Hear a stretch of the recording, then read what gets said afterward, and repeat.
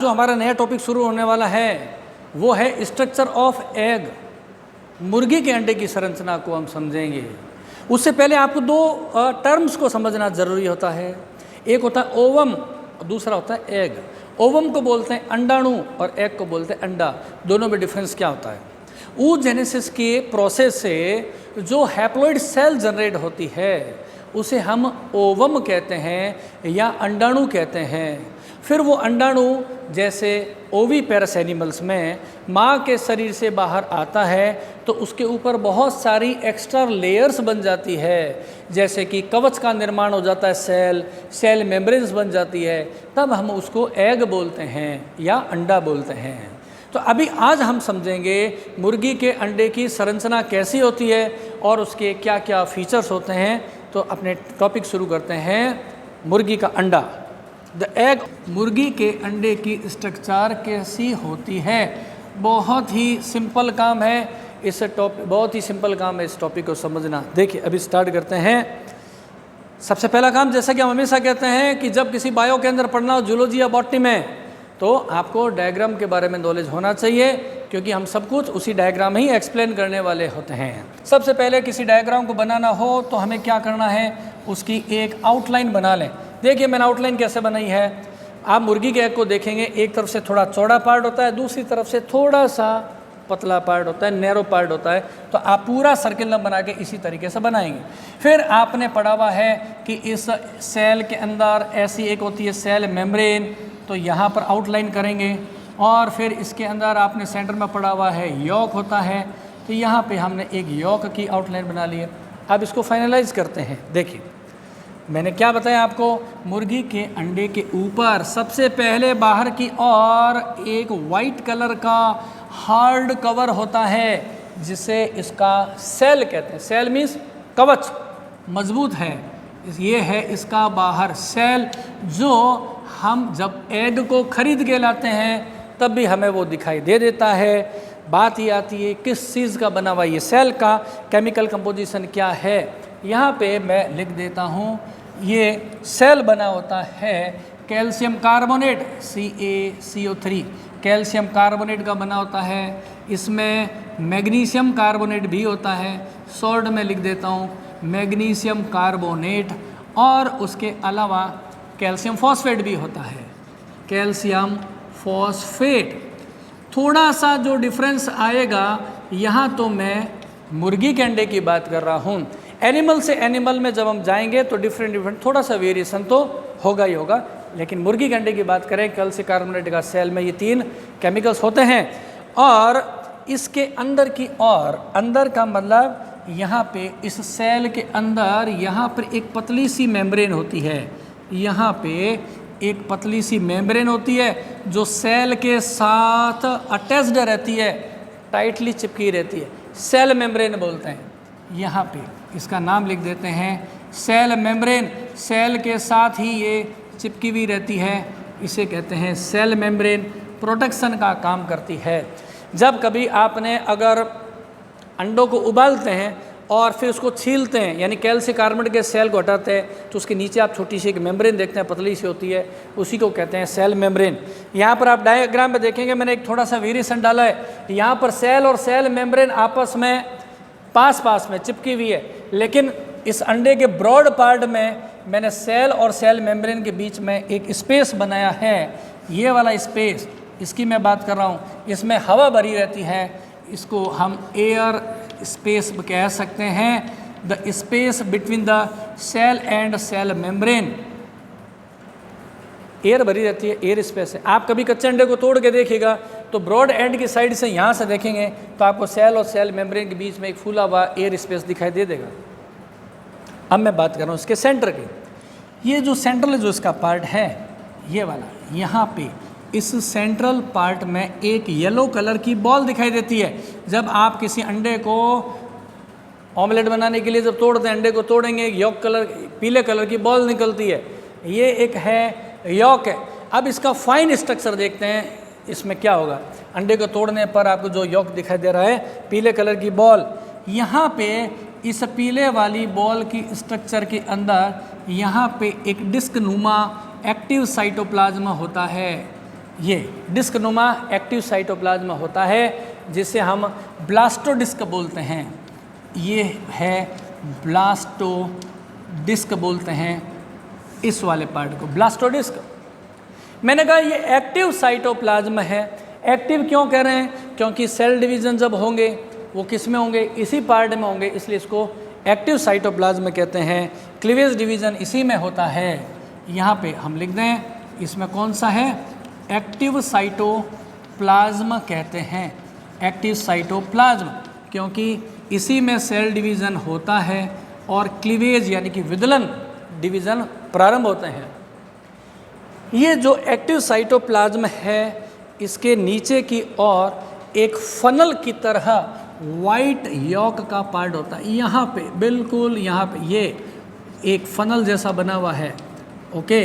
और फिर ये नीचे की तरफ यहाँ पर देखेंगे एक गोल स्ट्रक्चर वाइट यॉक की होती है, यहाँ पर देखेंगे आप डायग्राम में। और यहाँ वाइट यॉक और येलो यॉक की सेकेंडरी वलय कंसेंट्रिक रिंग्स होती है। यहाँ पर आप देखेंगे डायग्राम को ध्यान से देखिएगा, वाइट और येलो यॉक की कंसेंट्रिक रिंग्स होती है। और ये बाहर की और ये जो बॉल है ना यॉक की बनी हुई बॉल, इसके ऊपर एक मेम्ब्रेन होती है। इस मेम्ब्रेन को बोलते हैं वाइटेलाइन मेम्ब्रेन बोलते हैं। देखिए नाम लिखता हूँ मैं सबसे पहले, यहाँ पे लिख देते हैं वाइटेलाइन। ये है vitelline membrane, vitelline membrane.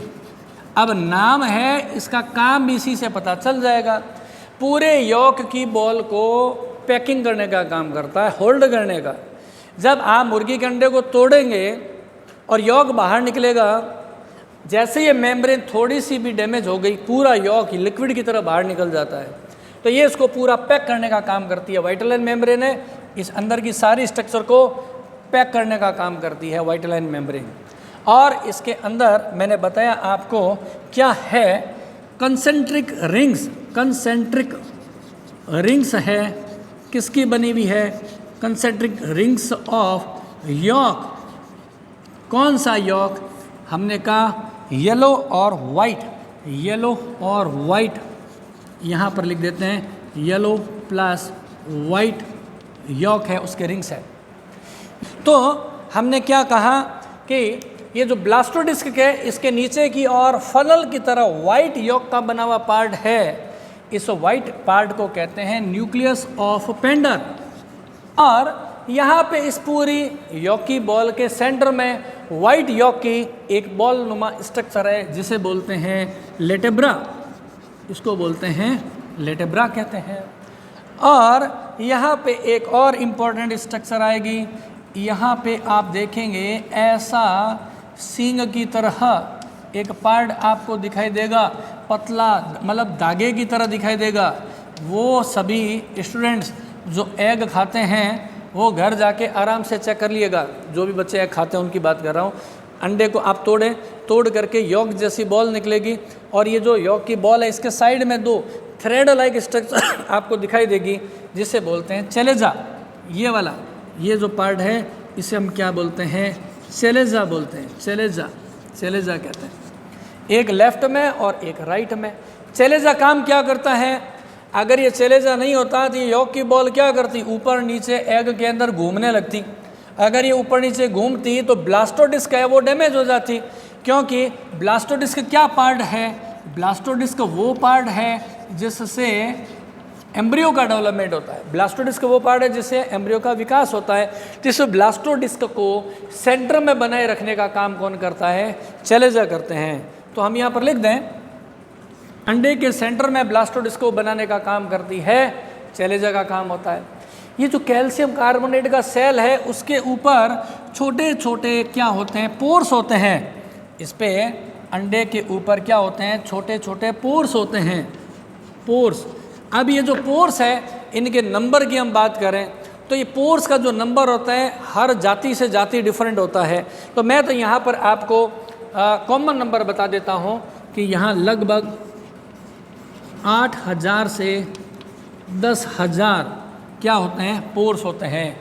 Calcium carbonate के कवच में 8,000 से 10,000 तक छोटे छोटे पोर्स होते हैं ताकि इसके अंदर एयर का रेगुलेशन किया जा सके। अब छोटे छोटे अगर पोर है और इससे अगर क्या हुआ, अंडे को दिया धूप में, गर्मी में दे दिया, इस अभी जो मौसम चल रहा है गर्मी का है, तो क्या होगा, इससे इवोपोरेशन हो जाएगा, इसकी जो मॉइस्चर है, नमी है अंडे की, वो कम हो जाएगी। इसके मॉइस्चर के लॉस को रोकने के लिए अंडे के ऊपर एक थिन वैक्स जैसी परत होती है जिसे बोलते हैं क्यूटिकल, है ना। यहाँ पर एकदम पतली एक वैक्स के समान लेयर होती है और एकदम पतली होती है और वह क्या कर देती है, इन माइन्यूट पोर को, लॉस है उसको रोक देती है, मॉइस्चर के लॉस को क्यूटिकल कहते हैं। तो पूरे अंडे के अंदर इस सेल मेम्ब्रेन और यॉक की बॉल के बीच में ये जो स्पेस भरा रहता है लिक्विड, जब आप किसी अंडे को तोड़ते हैं अंदर से एक तरल पदार्थ निकलता है पानी जैसा, उसे हम क्या बोलते हैं, एग वाइट कहते हैं। और इस एग वाइट में क्या होता है, ऑब्जेक्टिव क्वेश्चन में पूछ लेते हैं, प्रोटीन होती है, 1/8 8वां हिस्सा प्रोटीन का होता है, शेष भाग किसका बना होता है, पानी का बना होता है। सिमिलरली इस पूरे एग के अंदर ये जो यॉकी बॉल बनी हुई है, ये पूरे अंडे के वॉल्यूम का 1/3 पार्ट होता है। ध्यान से सुनिएगा, यॉकी बॉल है वो पूरे एग के वॉल्यूम का 1/3 पार्ट होता है और एग वाइट है वो पूरे का कितना होता है, 2/3 पार्ट ऑफ द एग होता है। मल्टीपल चॉइस क्वेश्चन में पूछते हैं तो उसका आपको ध्यान रखना है। अब हम जब बात कर रहे हैं किसकी, फीचर्स ऑफ एग के बारे में, एग के फीचर के बारे में आपको समझना है क्या काम का होता है। सबसे पहला पॉइंट देखिए, मैंने लिखा है cleidoic egg. What is the mean of the cleidoic egg, वे अंडे जिसके बाहर कैल्शियम कार्बोनेट का कवच बना रहता है उसे हम क्लीडोइक एग बोलते हैं, कैल्शियम कार्बोनेट का कवच। मानव के इस मुर्गी के अंडे के अलावा किस किस में होता है, हम कहेंगे रेप्टाइल्स में होता है, एविज में होता है क्लीडोइक एग। स्तनधारी प्राणियों में किस में क्लीडोइक एग होते हैं, प्रोटोथीरिया के एकिडना और प्लेटाइपस में। केवल मात्र प्रोटोथीरिया के स्तनधारी ही अंड प्रजक होते हैं, ओवीपेरस होते हैं, उनके ऊपर भी कैल्शियम कार्बोनेट का कवच होता है। ऐसे अंडों को हम क्लीडोइक एग कहते हैं। दिमाग में ध्यान रखना है, क्लीडोइक एग का महत्व क्या है, इम्पोर्टेंस क्या है। जब सर्वप्रथम सरीसृप प्राणियों में क्लीडोइक अंडों का डेवलपमेंट हुआ था, तभी से पूर्णतः स्थलीय जंतुओं का विकास हुआ था। क्लीडोइक एग के डेवलपमेंट से ही स्थलीय अंडों का विकास प्रारंभ हुआ था। नेक्स्ट पॉइंट में आते हैं, polylecithal eggs. What is the mean of this polylecithal egg, ये सभी अंडे जिसमें अधिक मात्रा में यॉक पाया जाता है उसे हम पॉलीलेसिथल या टीलोलेसिथल अंडे कहते हैं। अरे वे अंडे जो कि शरीर से बाहर दिए जाते हैं और उनमें बहुत अधिक मात्रा में यॉक है, इतना अधिक मात्रा में है कि भ्रूण का सारा डेवलपमेंट उस अंडे में ही हो जाता है। तो अंडे में यॉक की अधिक मात्रा का पॉलीलेसिथल अंडे होने का सबसे बड़ा फ़ायदा ये होता है। और पक्षी अंडे क्यों देते हैं, पक्षी पॉलीलेसिथल अंडे इसलिए देते हैं क्योंकि उनको उड़ना है, इसलिए भ्रूण का विकास माँ के शरीर के बाहर होता है। अगर ये मानव के समान जरायुज होते तो मुर्गी का क्या होता, वजन बढ़ जाता, जितने भी पक्षी उनका वजन बढ़ जाता, फिर वो उड़ने में असमर्थ हो जाते। इसीलिए अंडज होते हैं और इनमें पॉलीलेसिथल एग्स होते हैं। सिमिलरली बात है डिस्कोलेसिथल, मुर्गी के अंडे में एक्टिव साइटोप्लाज्म डिस्क में होता है, इसलिए इसे डिस्कोलेसिथल एग्स कहता है। ध्यान से पढ़िएगा।